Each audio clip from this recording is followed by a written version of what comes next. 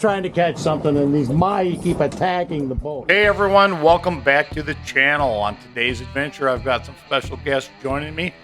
Claude and Hunter are riding along as we head offshore for a deep dropping mission. But things are going to take a turn for the wild when we get ambushed by a hungry school of mahi-mahi.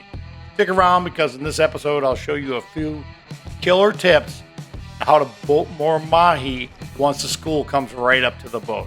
Let's get into it.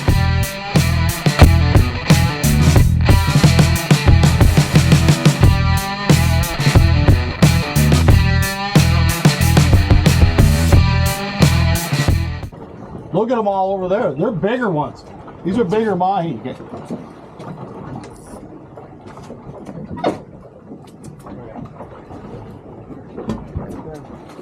Yeah, whirling right there. Get him in the box. Nice.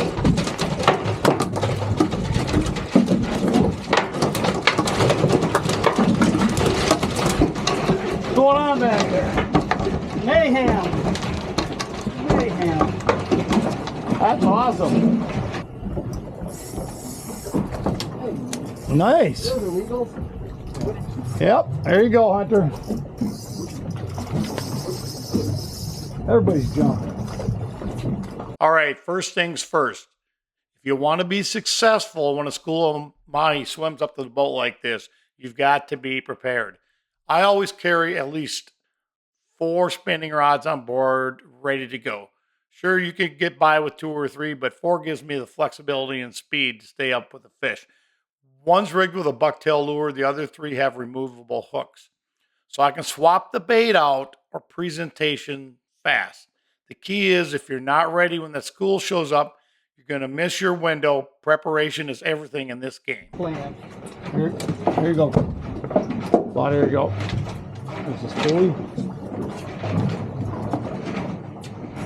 Okay, guys, are you paying attention? Did you catch that spool I handed to Claude? That spool's loaded with multiple leaders, each with a single hook. They're about 2.5 to 3 feet long. Here's why that's important. When we flip a mahi into the box, we don't waste time wrestling the hook out of the fish while it's flopping around.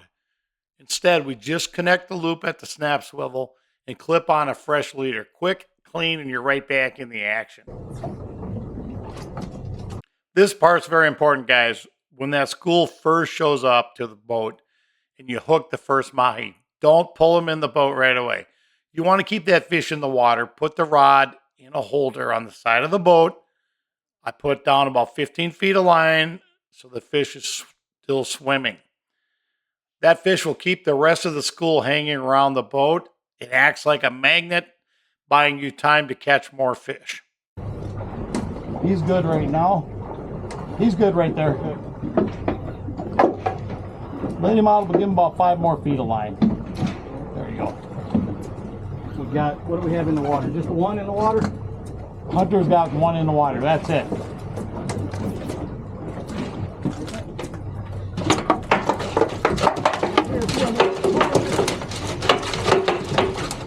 Now keep in mind, guys, I'm deep dropping here. Meanwhile, Claude and Hunter are taking full advantage of this big school of mahi that swarmed the boat while I was focused on bottom fishing. That's how fast it happens. 1 second you're deep dropping, the next there's total chaos at the surface. You've got to be ready to pivot and work as a team in this.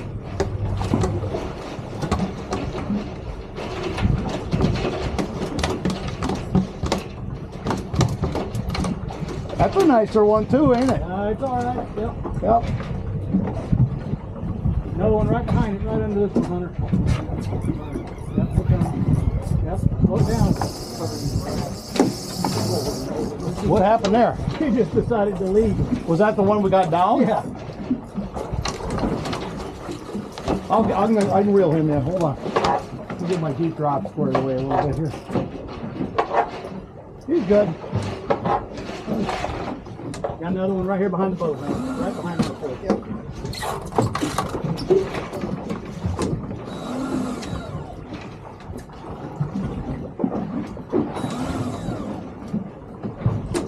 Can you pop that box?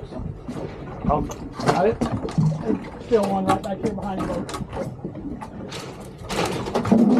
This one might not. That's 21, I bet.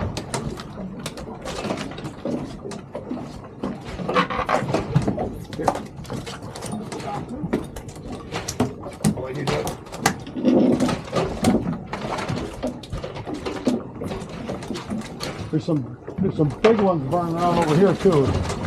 Oh yeah.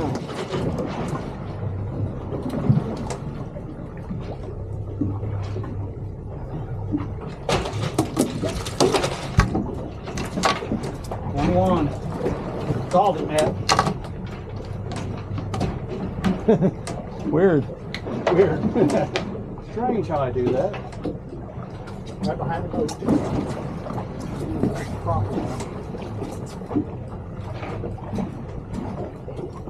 There he is. Got mine. He ripped his lips right off. I got it on camera. All right, guys, we're gonna see what we got. 75. Here comes the wind on. 50 feet to go.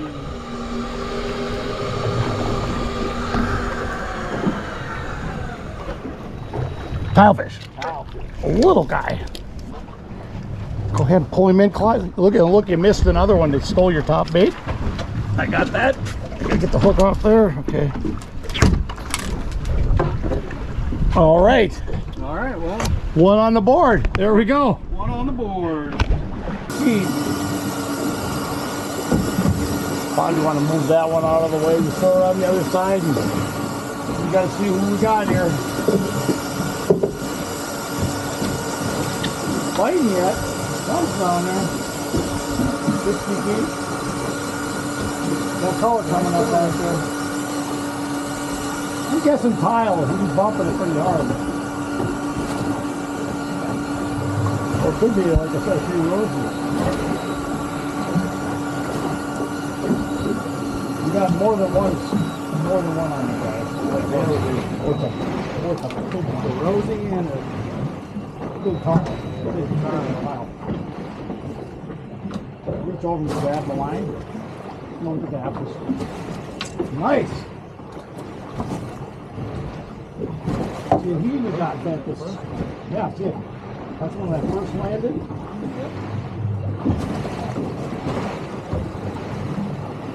Grab that. Just grab it like this. Like that. Yeah. Grab the weight. That's a nice tilefish. Sweet. Damn. Yep. All right, guys. 140 feet to go. This is our second fish on this spot.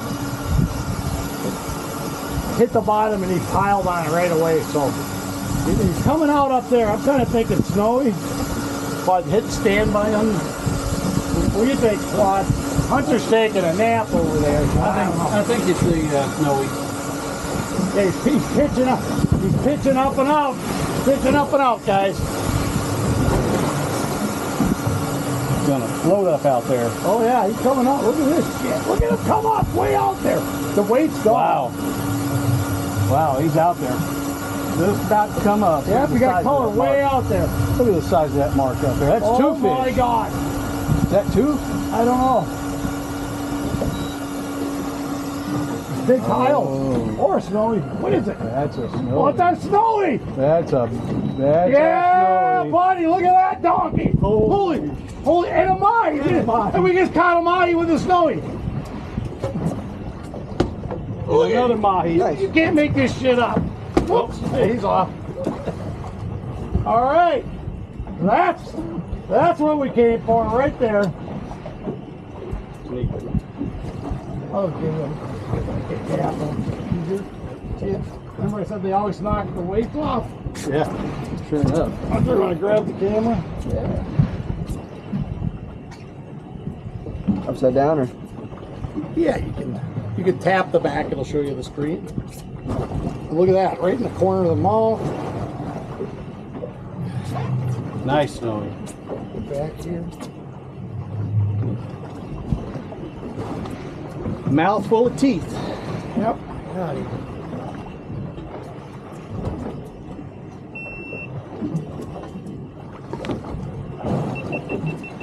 that shut off on you? That's a power now. All right, guys, here's what we're looking at. We're gonna roll through them again. We picked these birds up on radar on the way back. If you guys haven't watched my video how to use radar yet, it just doubled our mahi catch today. So we got birds everywhere. We're gonna see if we catch another one. We are on again. That looks like a nicer fish.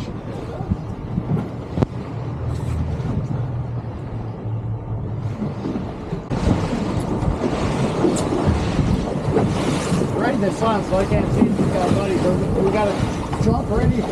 It's a nicer fish. Look at this.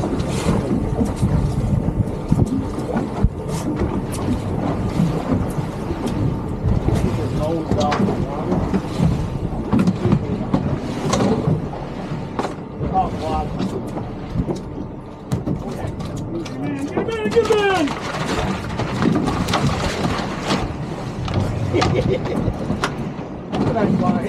Yeah, it's a good one. Okay, guys, mahi cleaning time. This is how I clean mahi-mahi. First of all, one, I'm outlining the fish here, and I'm running the knife all the way down to the spine on it, then up around the head, over the top of the belly. Then I flip the fish over. What I'm doing right there is the fin was curled up on the side, so I just pressed and rolled it down again. All the way down to the spine, come up around the head, down around to the, behind the fin, behind the anal vent. Now this knife here, guys, it's got a serrated edge. I use that to cut through the lateral bones. That way your main knife stays a lot sharper. Once you're through them, just roll over the edge of the rib cage, go right down to the bottom, and peel the fillet right off. There's one. Trim off any extra bones or anything you got in there. Then just flip it over. I'm going to do the other side here. Remember, that fish is already outlined. It's halfway, the fillet is halfway off of it already. So I'm just rolling over the top of the backbone there so I don't miss any meat. Just flip it right down. Again, the serrated knife trims the bones out, then back to your main knife. Wham. This is, you guys, this does not take very long to do it that way. Okay, the next step's very important. And you see or notice, I do not skin the mahi. That's a no-no at my house. So I've got everything trimmed up. So next what I'm going to do here, getting prepped. I always keep my table very clean. So I'm going to lay the mahi down. I'm going to make a little bit of a just final trim there. Must have had a bone or something. I put a little slit in the end like that. Just start the fillet, stick your finger through the slit. Enables you to hold it. Now this particular knife is very wide and flat. Now you see how beautiful the back of that fillet was. There's no tendons on it. There's no bloodline on the outside of it. Then I just fillet, turn it over, and fillet out the bloodline. You want to do the bottom side first, guys. In case you miss a little, just trim it up. But it doesn't take long to do it like this, and your meat is absolutely fantastic. So that's how I fillet my mahi-mahi. All right, guys, here we go. Got the deep fryer heating up. It's a TFal deep fryer. It's awesome. It's nice to use this outside frying fish. So it's heating up to 350 degrees. I'm going to do a section of tater tots and the fish as well. Kind of a light appetizer lunch. I've got the grill going. It's at 200 degrees. It'll be 2 to 215 somewhere in there. So inside the grill, it's a little hot. I've got this pan with paper towels in it. So after I finish cooking in the deep fryer, I'm going to pop the fish and the tater tots on the paper towels for a couple minutes. I've got the side burner going. The pan's not on direct heat. It's off direct heat, but everything will be kept warm in there. I like to put it on the paper towels, give it a couple minutes just to settle in and let the grease, paper towels will drain any excess grease out of the fish and the tater tots. So this is my setup for doing this, for doing the mahi bites. I got the tater tots done. They're in there. Hot. You can see that. Looks lovely. So they're sitting there, ready to roll. And I'm going to start adding the fish. I'm going to do these in probably 2 batches. Just be careful when you're dropping them in. You don't get grease whacked. And I have the basket down, guys. You want the basket down when you're putting the fish in, otherwise they'll stick to the basket.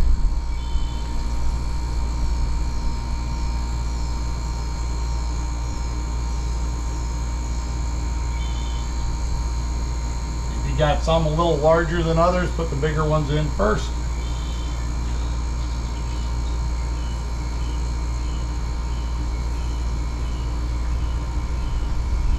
What I'm doing is I'm just popping them in where there's open space.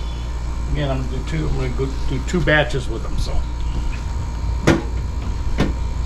we'll see how they turn out. You want to cook them long enough to where they start floating.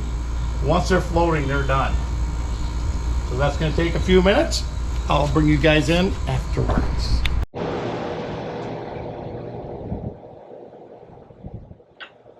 All right, guys, here we go. Off the grill. Looks excellent. I do have the beverage of choice, a Yingling traditional lager. And for a little sauce on the fish, the sriracha chili, it's a garlic chili sauce. It's excellent with fish. So give one of these guys a try. Yeah. Very white and flaky. Absolutely great flavor. Perfect, very light writing on the fish. I mean, that's really light, you guys. The tots are done perfect. I like this garlic sauce on them as well. One thing you'll notice if you put them on the grill afterwards, like I did on a couple paper towels, most of the remaining oil will go into the paper towels. It doesn't stay in with the fish with the tater tots. So cheers. Successful day mahi fishing with Claude and Hunter. Had a great time with the guys. Guys, if you haven't had a chance yet, please smash that subscribe button. Keeps me motivated to bring you guys more content. We're trying to really grow the channel right now. So if you got some buddies or friends that aren't watching it, please share the channel with them as well. And if you liked today's video, give me a thumbs up. And if you have any questions or comments, give me a shout out. I answer comments pretty much every morning. Captain Matt here, Marathon Sport Fishing, signing off for today.